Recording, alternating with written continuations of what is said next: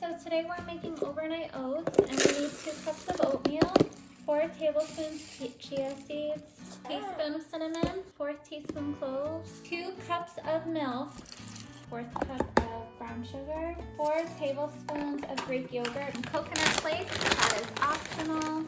I'm just gonna add a handful and put the cap on and shake it.